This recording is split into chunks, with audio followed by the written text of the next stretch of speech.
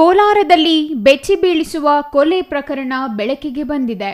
ಕೋಲಾರ ಜಿಲ್ಲೆಯ ರಾಷ್ಟ್ರೀಯ ಹೆದ್ದಾರಿ 75ರ ಕೆಂದಟ್ಟಿ ಗ್ರಾಮದ ಬಳಿ ಸ್ಥಳೀಯರು ರಸ್ತೆ ಬದಿಯಲ್ಲಿ ಶವವೊಂದನ್ನು ಕಂಡು ಪೊಲೀಸರಿಗೆ ಮಾಹಿತಿ ನೀಡಿದ್ದಾರೆ. ತಕ್ಷಣ ಸ್ಥಳಕ್ಕೆ ಧಾವಿಸಿದ ಕೋಲಾರ ಗ್ರಾಮಾಂತರ ಪೊಲೀಸರು ಶವವನ್ನು ಪರಿಶೀಲಿಸಿದಾಗ ಅದು ಬಂಗಾರಪೇಟೆ ತಾಲೂಕಿನ ಎಳೆಸಂದ್ರ ಗ್ರಾಮದ 26 ವರ್ಷದ ಅಫ್ರೀದ್ ಎನ್ನುವುದು ಪತ್ತೆಯಾಗಿದೆ.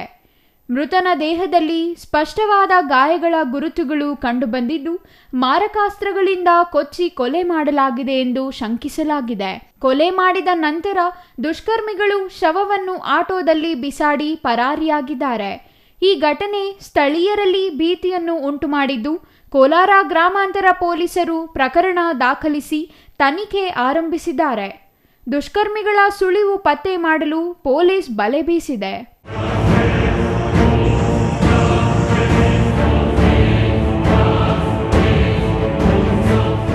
Eshwar, CTV News, Kolar.